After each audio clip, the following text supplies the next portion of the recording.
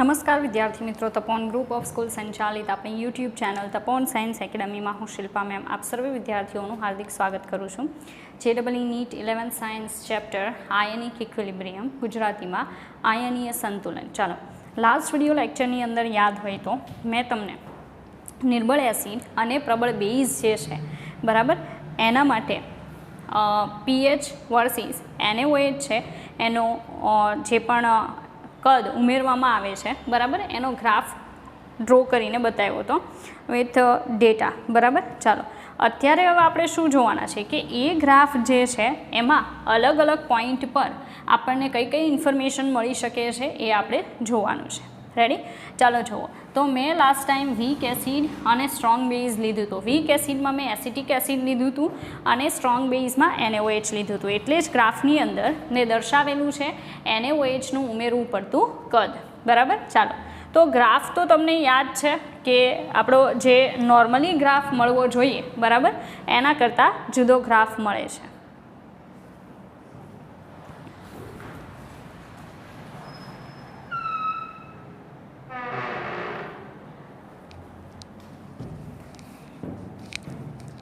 ચાલો, તો આગળ આપણે જોશું.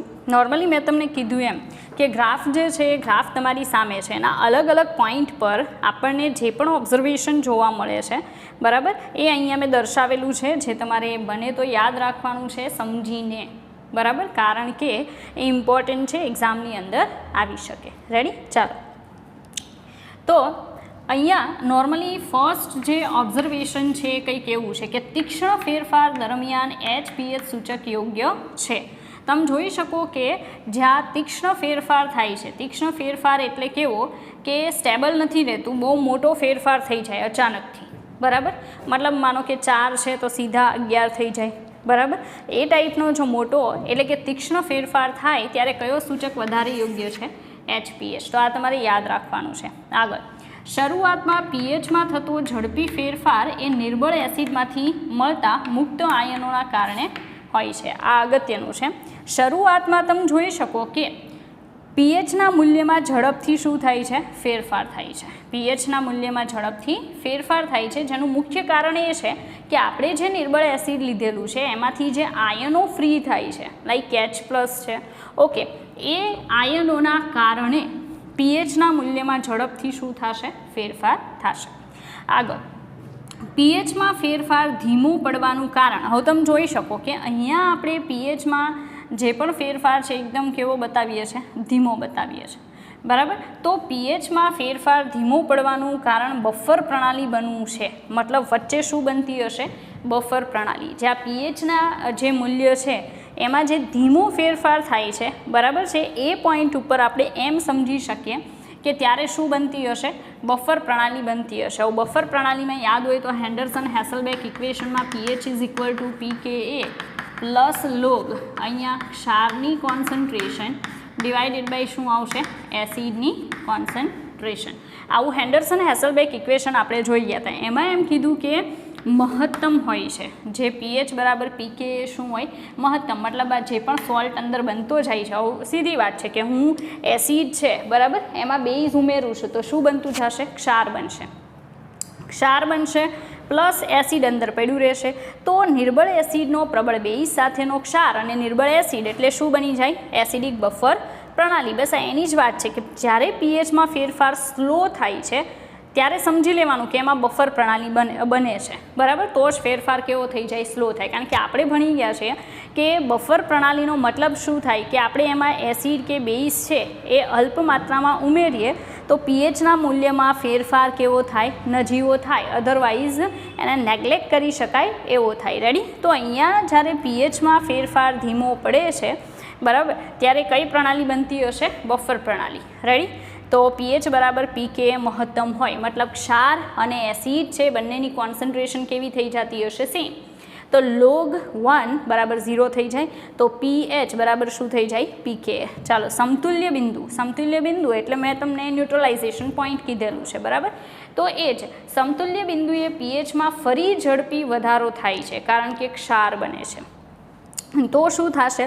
બફર પ્રણાલી પછીનું સ્ટેપ છે કે સમતુલ્ય બિંદુએ, હવે અહીંયા આજે દેખાય ને સમતુલ્ય બિંદુ છે, આપણે જોયું હતું ને કાલે કે 7 કરતાં વધારે હતું સમતુલ્ય બિંદુ, બરાબર. તો સમતુલ્ય બિંદુએ પીએચમાં ફરી ઝડપી વધારો થાય છે, કારણ કે શું બને? ક્ષાર બને.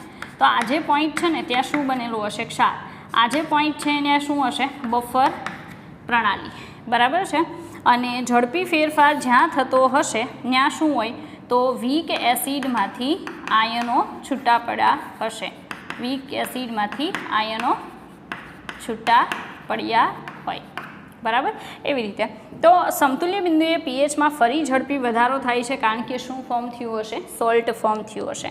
સમતુલ્ય બિંદુ પછી પીએચનો તીક્ષ્ણ વધારો પ્રબળ બેઝની હાજરીના લીધે હોય છે.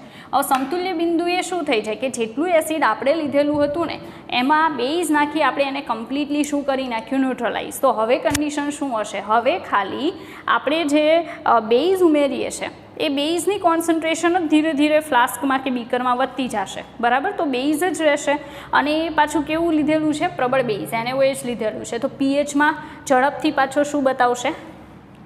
વધારો જે છે, બરાબર, એ વધારો આપણને બતાવી શકે. રેડી.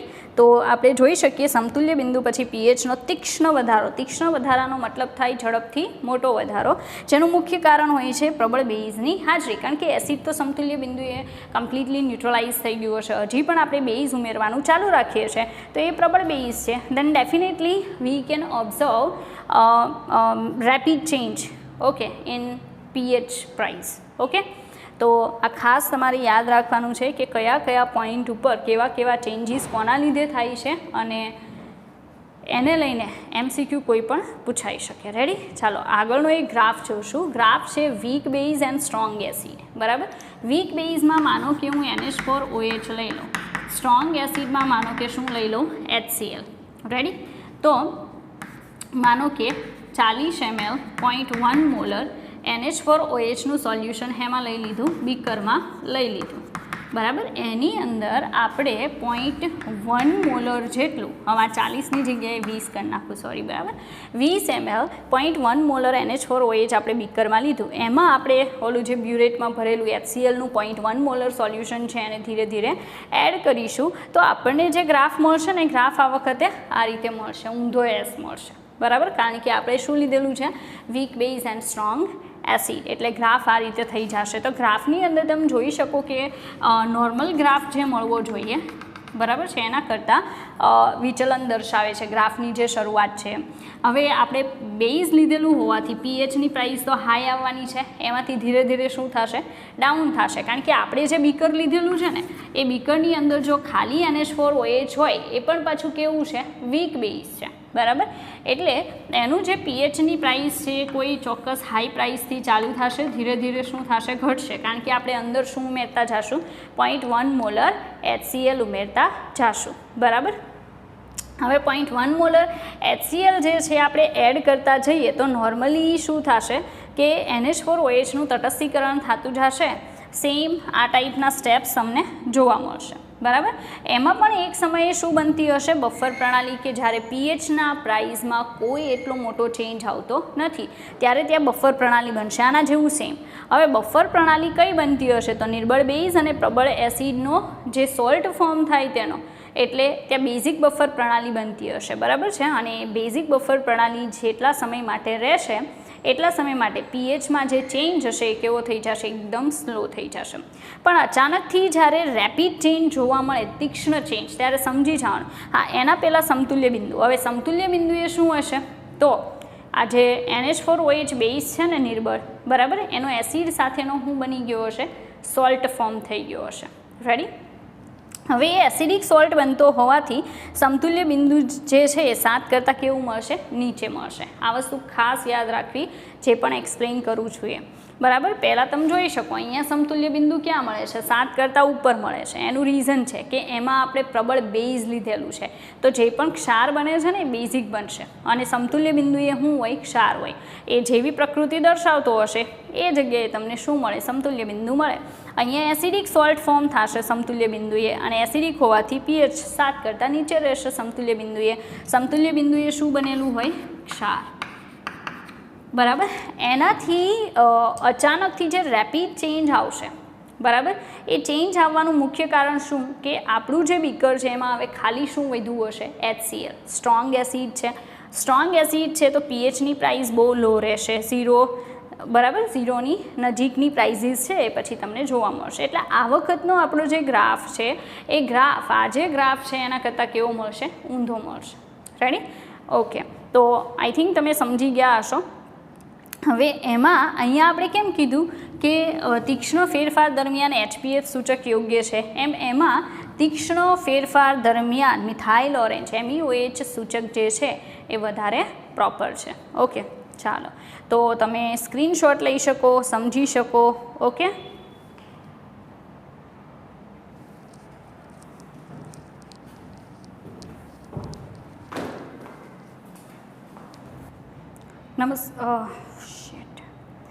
તો વિદ્યાર્થી મિત્રો, આગળ આપણે જોઈએ બીજો ટોપિક. ચાલો, એસિડિક સૂચક માટે પીએચનું સૂત્ર. હવે નોર્મલી આને લઈને પણ JEEની એક્ઝામની અંદર ક્વેશ્ચન પૂછાઈ ગયા છે, બરાબર છે. આગળ આપણે એ જોવાના છીએ કે આપણી પાસે બે ટાઈપના ઇન્ડિકેટર છે, નોર્મલી સૂચક છે. એક છે એસિડિક સૂચક અને બીજા નંબરનું છે બેઝિક સૂચક. ઓકે, અત્યારે જેની વાત કરું છું ને એ એસિડિક સૂચકની વાત છે. હવે એસિડિક સૂચક નોર્મલી દર્શાવવો હોય, બરાબર, તો શું લખાય, HPH. એમાં ખાસ કરીને આપણે ફિનોલ્ફથેલિનની વાત કરીએ છીએ, બરાબર. તો આજે છે ફિનોલ્ફથેલિન છે એક્વિયસ, રાઈટ, એસિડિક સૂચક છે. હવે આજે એસિડિક સૂચક આપણને દેખાય છે, બરાબર. એ એસિડિક સૂચકને હું પાણીમાં ઉમેરું, H2O લિક્વિડ, બરાબર, રિવર્સિબલ પ્રોસેસ. તો આમાંથી આપણને શું મળે, તો એસિડિક હોવાથી બાજુમાં એક H+ને ટ્રાન્સફર કરશે, બરાબર. તો ફોર્મ્યુલા શું બનશે, H3O પ્લસ એક્વિયસ પ્લસ શું બાકી રહેશે, pH માઇનસ, બરાબર, pH માઇનસ. ચાલો, તો આજે છે ને એમાં ખાસ કહી દઉં, મેં અત્યારે HPH એટલે ફિનોલ્ફથેલિન લઈને કામ કર્યું છે. ઇનકેસ આ લોકો તમને HPHની જગ્યાએ આપી શકે HIN, તો આ કોઈપણ એસિડિક ઇન્ડિકેટર માટે કોમન છે. ઓકે, હવે એને હું પાણીમાં ઉમેરું છું, બરાબર. તો શું બનશે, H3O પ્લસ એક્વિયસ અને જે બાકી રહેશે એ ભાગ IN માઇનસ એક્વિયસ. તો ઉપરનું જે મેં દર્શાવ્યું છે ને ઇક્વેશન, એ પર્ટિક્યુલર કોના માટે દર્શાવેલું છે, ફિનોલ્ફથેલિન માટે. કોના માટે, ફિનોલ્ફથેલિન સૂચક માટે. અને આજે દર્શાવેલું છે ને HIN, એ કોઈ પણ જે એસિડિક સૂચક છે એના માટે સામાન્ય ફોર્મ્યુલા છે. એસિડિક સૂચકનું સામાન્ય સૂત્ર, એસિડિક સૂચક છે એની કોમન ફોર્મ્યુલા છે. ઓકે, નાઉ આ એસિડિક સૂચક હોવાથી આને ઇન્ડિકેટર છે એટલે KIN થી દર્શાવું છું. તો KIN છે એનું સૂત્ર શું બને, H3O પ્લસની કોન્સન્ટ્રેશન મલ્ટીપ્લાય IN માઇનસની કોન્સન્ટ્રેશન ડિવાઇડેડ બાય HINની કોન્સન્ટ્રેશન.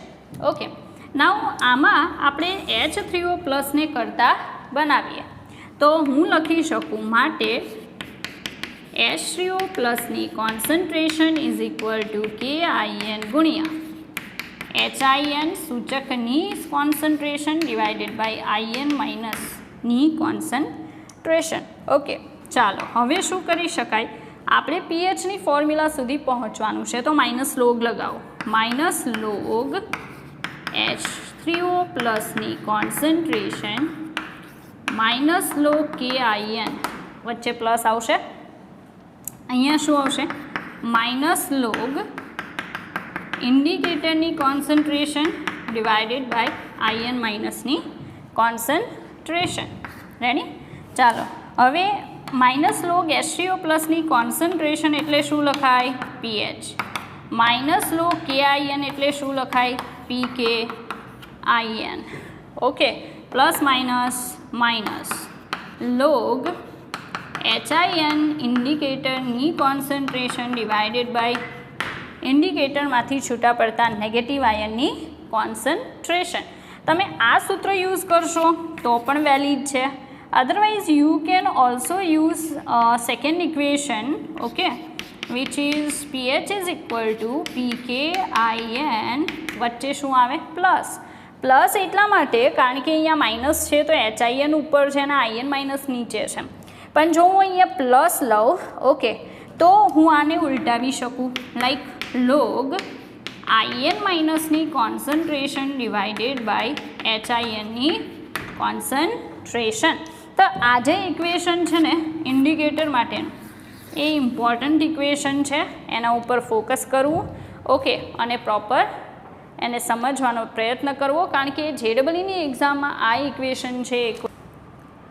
ચાલો વિદ્યાર્થી મિત્રો, આગળ આપણે બેઝિક સૂચક માટે જોશું, બરાબર.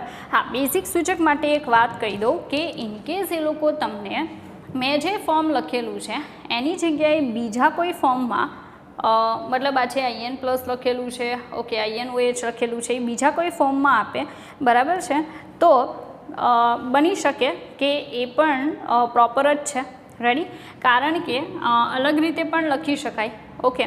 ચાલો, તો બેઝિક સૂચક માટે POHનું ફોર્મ્યુલા, ઓકે, ફરી પાછું બેઝિક સૂચક માટે POH છે એની ફોર્મ્યુલા, રેડી. હવે બેઝિક સૂચક છે એમાં મિથાઇલ ઓરેન્જ MEOH આપણે હમણાં જોયું હતું, એને પાણીમાં નાખો એટલે Me પ્લસ અને OH માઇનસ અલગ થશે. એ જ રીતે મારે કોમન ફોર્મ્યુલા આ જે છે એ કયું સૂચક છે? Methyl orange. અને આ જે છે એ કોના માટે સામાન્ય સૂચક છે? બેઝિક સૂચક માટે સામાન્ય સૂત્ર છે, બરાબર. તો તમે જોઈ શકો INOH છે ને પાણીમાં નાખો IN પ્લસ અને OH માઇનસ. હવે આના માટે KIN લખું તો ઇઝ ઇક્વલ ટુ IN પ્લસની કોન્સન્ટ્રેશન મલ્ટીપ્લાય OH માઇનસની કોન્સન્ટ્રેશન ડિવાઇડેડ બાય INOHની કોન્સન્ટ્રેશન. હવે એની અંદર હું કોને કરતાં બનાવી શકું? OH માઇનસને. તો KIN મલ્ટીપ્લાય શું લખાશે? INOHની કોન્સન્ટ્રેશન ડિવાઇડેડ બાય IN પ્લસની કોન્સન્ટ્રેશન. હવે આ જે OH માઇનસ છે એમાં હું લોગ લગાડું, માઇનસ લોગ OH માઇનસની concentration is equal to minus log KIN વચ્ચે પ્લસ માઇનસ લોગ શું આવશે? INOHની કોન્સન્ટ્રેશન ડિવાઇડેડ બાય શું આવશે? તો IN પ્લસની કોન્સન્ટ્રેશન, બરાબર. આના બરાબર શું લખાય? POH. તો અહીંયા શું આવશે? POH is equal two PK શું આવશે? PKIN માઇનસ લોગ શું આવશે? તો તમે જોઈ શકો INOH ડિવાઇડેડ બાય શું આવશે? IN પ્લસની કોન્સન્ટ્રેશન. આને તમે બીજી રીતે પણ લખી શકો કે POH is equal to PKIN plus log શું આવશે? IN પ્લસની કોન્સન્ટ્રેશન ડિવાઇડેડ બાય INOHની કોન્સન્ટ્રેશન. તો બને ત્યાં સુધી તો મેં ઓબ્ઝર્વ કરેલું છે કે એસિડિક સૂચક જે છે એની જે ફોર્મ્યુલા છે એને વધારે ઇમ્પોર્ટન્સ આપવામાં આવે છે as compare to the formula of basic સૂચક. ઓકે, POHની ફોર્મ્યુલા જે બેઝિક સૂચક માટે છે એના કરતાં એસિડિક સૂચકની pHની ફોર્મ્યુલાને વધારે ઇમ્પોર્ટન્સ આપવામાં આવે છે, બરાબર. પણ તેમ છતાં આપણે જોઈ લીધું ઇનકેસ એક્ઝામમાં કોઈ MCQ એ ટાઈપનો આવે તો તમે સોલ્વ કરવા માટે એબલ હોવા જોઈએ, રેડી. ચાલો, તો તમે સ્ક્રીનશોટ લો. વિદ્યાર્થી મિત્રો, આપણે કેટલાક એક્ઝામ્પલ જોશું, બરાબર. જે PMTની એક્ઝામમાં, એમ્સમાં, JEEમાં પૂછાયેલા એક્ઝામ્પલ છે એ જ તમને અત્યારે કરાવું છું, ઓકે. એમાં ફર્સ્ટ એક્ઝામ્પલ આપણી સામે છે, તમે જોઈ શકો આપણી પાસે કેટલાક ક્ષારો છે, જેમ કે પહેલો અલ્પદ્રાવ્ય ક્ષાર છે MX, બીજો છે MX2, થર્ડ વન છે M3X, ઓકે. આ જેટલા પણ સોલ્ટ છે ને ત્રણે એ ત્રણેય સોલ્ટના KSPની પ્રાઇઝીસ આપેલી છે. MX ક્ષાર છે એની પ્રાઇસ KSPની છે 4.0 ગુણ્યા 10⁻8. MX2 સોલ્ટ છે એની KSPની પ્રાઇસ છે 3.2 ગુણ્યા 10⁻14. M3X ક્ષાર જે છે એની KSPની પ્રાઇસ છે 2.7 ગુણ્યા 10⁻15. રેડી. તો T તાપમાને આપેલા ક્ષારોને દ્રાવ્યતાના યોગ્ય ક્રમમાં ગોઠવો. જે પણ ક્ષાર આપેલા છે ત્રણે એને આપણે દ્રાવ્યતાના કેવા ક્રમમાં ગોઠવવાના છે? યોગ્ય ક્રમમાં ગોઠવવાના છે. તો ફર્સ્ટ ઓફ ઓલ માઇન્ડમાં એ આઈડિયા આવવો જોઈએ કે ભાઈ આ દાખલો જ્યારે પણ મતલબમાં કે આ ટાઈપનો જ્યારે પણ પૂછાય ત્યારે આપણે કયા મેથડથી જવું જોઈએ. તો ફર્સ્ટ ઓફ ઓલ ક્વેશ્ચન વાંચો. ક્વેશ્ચનમાં 3 સોલ્ટની KSPની પ્રાઇસ આપેલી છે. સેકન્ડ થિંગ, કોઈ ચોક્કસ તાપમાને એને દ્રાવ્યતાના યોગ્ય ક્રમમાં ગોઠવવાના છે. દ્રાવ્યતાને આપણે કયા સિમ્બોલથી બતાવીએ છીએ? S. તેનો સીધો મતલબ એવો છે કે આપણે જેટલા પણ ક્ષાર આપેલા છે એના એસના મૂલ્ય ગોતવા પડે. જેનું એસનું મૂલ્ય સૌથી વધારે હોય, સાંભળજો, જેનું એસનું મૂલ્ય મતલબ દ્રાવ્યતાનું મૂલ્ય સૌથી વધારે હોય એ વધારે દ્રાવ્ય થશે. સીધી વાત છે, કારણ કે દ્રાવ્યતા જે છે ને એસથી દર્શાવીએ છીએ. જેનું દ્રાવ્યતાનું મૂલ્ય ઊંચું હોય એની સોલ્યુબિલિટી વધારે હશે. તો એનો સીધો મતલબ એમ છે કે આ 3 ક્ષાર માટે આપણે એસ ગોતવાનો છે અને પછી એસને કમ્પેર કરવાનો છે. રેડી? ચાલો તો શરૂઆત કરીએ. પહેલો ક્ષાર કયો છે? MX. MX ક્ષાર માટે KSPનું સૂત્ર, તો KSP એટલે 1 S ની 1 ઘાત, કારણ કે M પ્લસ X માઇનસ, બરાબર? તો 1 S ની 1 ઘાત. એસનો શું થશે? સ્ક્વેર થાય ને. એસનો સ્ક્વેર, એનું KSP કેટલું છે? તો તમે જોઈ શકો 4.0 ગુણ્યા 10 ની માઇનસ 8 ઘાત. હવે આપણે ખાલી એસને કરતા બનાવવો છે. S is equal two under route 4.0 ગુણ્યા 10 ની માઇનસ 8 ઘાત, બરાબર? તો 2.0 ગુણ્યા 10 ની માઇનસ 4 ઘાત મોલર. આ આપણને શું મળી ગયો? તો MX ક્ષાર જે છે, બરાબર, એ MX ક્ષારનો શું મળ્યો? S. મતલબ MX ક્ષાર જે છે એની સોલ્યુબિલિટી જે છે એ આપણને મળી ગઈ. આગળ જોઈએ. હવે શું કરી શકાય? તો MX ક્ષાર જે છે એની દ્રાવ્યતા તો મળી ગઈ. હવે બાકીના 2 સોલ્ટ લઈએ. એમાં સેકન્ડ સોલ્ટ છે MX2, બરાબર? આ ક્ષાર માટે KSPનું સૂત્ર, ચાલો આમાં કેટલા આયન છૂટા પડે? તો M પ્લસ અને X માઇનસ, બરાબર? M+2, કારણ કે અહીંયા 2 છે ને, અને 2x - 1 આવા સોલ્ટ છૂટા પડે. હવે આના માટે KSP એટલે શું? તો 1s ની 1 ઘાત મલ્ટીપ્લાય 2s ની 2 ઘાત, બરાબર? તો શું થાય? 2 દુ 4, 4s ની 3 ઘાત થશે. 4s ની કેટલી ઘાત થાય? 3 ઘાત. હવે આને KSPનું મૂલ્ય આપેલું છે 3.2 ગુણ્યા 10 ની માઇનસ 14 ઘાત. 4 વડે ભાગવાનું, માટે એસનો ક્યુબ ઇઝ ઇક્વલ ટુ 3.2 ગુણ્યા 10 ની માઇનસ 14 ઘાત ભાગ્યા 4. 4 × 8 32, પણ 0.8. હવે 0.8 ગુણ્યા 10 ની માઇનસ કેટલી ઘાત છે? 14. અને સામે શું છે? એસનો ક્યુબ. આપણને ખાલી એસ જોઈએ છે, ક્યુબ નથી જોતો. તો આપણે શું કરશું? એસને કરતા બનાવી અને આ 0.8 ગુણ્યા 10 ની માઇનસ 14 ઘાતનું શું કાઢવું પડે? ઘનમૂળ. હવે ઘનમૂળ 0.8નું ચાલો સમજા નીકળી પણ જાય. આનું શું? ઓકે, તો શું થશે? ચાલો તો એક ઓપ્શન બતાવું કે શું કરી દો કે 10,000 વડે મલ્ટીપ્લાય કરો, અહીંયા 4 ઘાત માઇનસમાં વધારી દો, બરાબર? તો સીધો આન્સર આવશે. તો 8 ગુણ્યા શું કરવાનું? 1000, કારણ કે અહીંયા 10 ની 4 ઘાત વડે ગુણ્યો અને 10 ની 4 ઘાત વડે ભાગ્યું, તો ગુણ્યું એ ગણાશે, અહીંયા ભાગ્યું છે અહીંયા ઘાતમાં આવી જશે, બરાબર? 10 ની માઇનસ કેટલી ઘાત થઈ જાય? 18, બરાબર? 8 એટલે 2 દુ 4 દુ 8, 10 ની 3 ઘાતમાંથી 1 ઘાત થઈ જશે, અને આ 18 એટલે 6 તેરી 18. ચાલો તો 2 ગુણ્યા 10 ની માઇનસ કેટલી ઘાત આવશે? 5 ઘાત આવશે મોલર. 6 છે એમાંથી 1 માઇનસ 5 ઘાત આવશે. તો આજે આપણને મળ્યું ને એ કયો ક્ષાર છે? MX2 ક્ષાર જે છે એની દ્રાવ્યતા S મળી ગઈ. હજી એક ક્ષાર બાકી છે, કયો? M3X, બરાબર? તો M3X ક્ષાર જે છે ત્રીજા નંબરનો, એના માટે કામ કરીએ. M3X છે એમાંથી છૂટું શું પડશે? બરાબર? તો 3M plus X3 minus. Ready? હવે આની KSPની ફોર્મ્યુલા બનાવીએ. ચાલો, KSP ઇઝ ઇક્વલ ટુ શું બને? તો 3s ની 3 ઘાત 1s ની 1 ઘાત, બરાબર? 3 તેરી 9 તેરી 27, 27s ની કેટલી ઘાત? 4 ઘાત, KSP, બરાબર? ચાલો હવે શું કરીએ? એની KSPની પ્રાઇસ ઓલરેડી આપણને આપેલી છે. તો કેટલી આપી છે? 2.7 ગુણ્યા 10 ની માઇનસ 15 ઘાત. તો શું કરીએ? 2.7 ગુણ્યા 10 ની માઇનસ 15 ઘાત, અહીંયા 27s ની 4 ઘાત. હવે 27ને છેદમાં લઈ જઈએ, 2.7 ભાગ્યા 27 ગુણ્યા 10 - 15 ઇઝ ઇક્વલ ટુ એસની 4 ઘાત.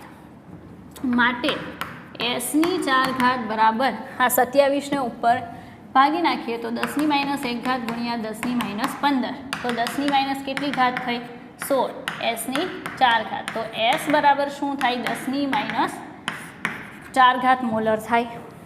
બરાબર. તો તમે જોઈ શકો છો કે જેટલા પણ આપણી પાસે સોલ્ટ હતા 3 એ 3 ક્ષાર માટે મેં એસની પ્રાઇસ ગોતી નાખી. પહેલાંની એસની પ્રાઇસમાં ઘાત છે 10 - 4 ઘાત. બીજા નંબરનો ક્ષાર છે એમાં 10 - 5 ઘાત. ત્રીજા નંબરનો ક્ષાર છે એમાં 10 - 4 ઘાત. અહીંયા 10 - 5. તો હવે તમે આને એની દ્રાવ્યતાના યોગ્ય ક્રમમાં ગોઠવો તો સીધી વાત છે કે માઇનસ ઘાતમાં માઇનસ ઘાત મોટી હોય તો આન્સર નાનો કહેવાય અને માઇનસ ઘાત નાની હોય તો આન્સર કેવો કહેવાય મોટો કહેવાય. સિમ્પલ. તો તમે અહીંયા એમ કહી શકો, પ્રોપર સાંભળજો, તમે એમ કહી શકો કે 10 - 4 ઘાત છે એ બાકીના બે ક્ષારની પ્રાઇઝીસ કરતાં હવે અહીંયા પણ 4 ઘાત છે અને ત્યાં પણ કેટલી છે 4. તો અહીંયા 2 છે અને ત્યાં કેટલા છે 1. તો આ પ્રાઇઝ મોટી આવશે. એટલે પહેલા નંબરનો કયો ક્ષાર આવશે દ્રાવ્યતામાં MX. પછી અહીંયા -5 ઘાત ત્યાં -4 ઘાત એટલે પહેલાં વારો કોનો આવશે એનો, કારણ કે માઇનસમાં નાનું એ મોટું એટલે કયો સોલ્ટ આવશે આ M3X. અને લાસ્ટમાં કયો આવશે MX2. તો આજે ગોઠવો ને દ્રાવ્યતાના યોગ્ય ક્રમમાં મેં આ જે પણ ક્ષાર હતા એ ક્ષારને ગોઠવેલા છે. બરાબર છે. ચાલો ત્યાર પછી આપણી પાસે બીજું એક એક્ઝામમાં પૂછાયેલું એક્ઝામ્પલ. આ બહુ સિમ્પલ એક્ઝામ્પલ છે. જો ફર્સ્ટ ઓફ ઓલ આપેલું છે Ag2CrO4 સિલ્વર ક્રોમેટ. બરાબર. સિલ્વર ક્રોમેટ છે એની KSPની પ્રાઇસ છે 1.1 × 10⁻12 1.1 ગુણ્યા 10 - 12 ઘાત. AgCl અલ્પદ્રાવ્ય ક્ષારની KSPની પ્રાઇસ છે 1.8 × 10⁻10 AgBrની KSPની પ્રાઇસ છે 5.0 × 10⁻13 AgI છે અને KSPની પ્રાઇસ છે 8.3 ગુણ્યા 10 - 17 ઘાત. ઓકે. નાવ એણે એમ કીધું કે NaCl, NaBr, NaI, Na2CrO4ના સમાન મોલ લઈ એક સરખા મોલ લેવાના છે. તેમાં AgNO3 ઉમેરતા કયા ક્ષારનું અવક્ષેપન સૌથી અંતમાં થશે? કયા ક્ષારનું અવક્ષેપન સૌથી અંતમાં થશે? હવે આપણને ખ્યાલ છે ત્યાં સુધી આપણે KSPની ફોર્મ્યુલા શું લખીએ? KSPની ફોર્મ્યુલા એટલે પોઝિટિવ આયનની કોન્સન્ટ્રેશન અને નેગેટિવ આયનની કોન્સન્ટ્રેશનનું મલ્ટિપ્લિકેશન. મતલબમાં કે જેટલા આયનો અંદર વધારે ડિઝોલ્વ થશે એટલો KSP કેવો મળશે? મોટો મળશે. તો સીધી વાત છે કે જેની KSPની પ્રાઇસ હાઈ હશે, બરાબર છે, એની અંદર મતલબ સોલ્યુશનમાં સોલ્યુબિલિટી કેવી હશે? વધારે હશે. બરાબર છે. તો અહીંયા આપણે શું કરવાનું છે, એને એમ કીધું કે આ જે NaCl, NaBr, NaI, Na2CrO4 છે એમાં AgNO3 નાખો તો AgCl, AgBr, AgI, AgCrO4, Ag2CrO4 એવા ક્ષાર બનવાના છે. પણ સૌથી અંતમાં કોનું અવક્ષેપન થશે? અવક્ષેપણ બધાનું થશે પણ સૌથી અંતમાં કોનું અવક્ષેપન થશે આવું પૂછેલું છે. રેડી. તો આમાં પણ તમે શું કરી શકો? એસની પ્રાઇઝ મેળવી શકો. બરાબર છે. હવે એસની પ્રાઇઝ જો મેળવવા માંગતા હોય, બરાબર, તો આને શું કહેવાય? M2X અને આ બધા શું છે? MX. બરાબર. તો M2X અને MX પ્રકારના છે તો બધા માટે એસની પ્રાઇઝ મેળવી શકાય. બરાબર. તો આપણે જોઈએ પહેલાં M2X માટે. ચાલો પહેલા નંબરનો ક્ષાર Ag2CrO4 M2X. રેડી. આનો KSP ઇઝ ઇક્વલ ટુ શું આવશે? 2s² s મતલબ 4s³. એનો KSP કેટલો છે? 1.1 ગુણ્યા 10 - 12 ઘાત. બરાબર. હવે આનું ઘનમૂળ કાઢવાનું છે. 4 તેરી 12.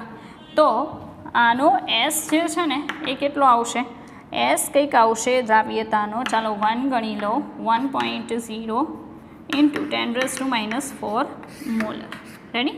આ કોનો આવ્યો? પહેલા સોલ્ટનો. ચાલો બીજા ક્ષાર માટે. બીજો ક્ષાર કયો છે? AgCl. બરાબર. MX. AgCl. એમાં AgCl લઈને જ કામ કરું છું.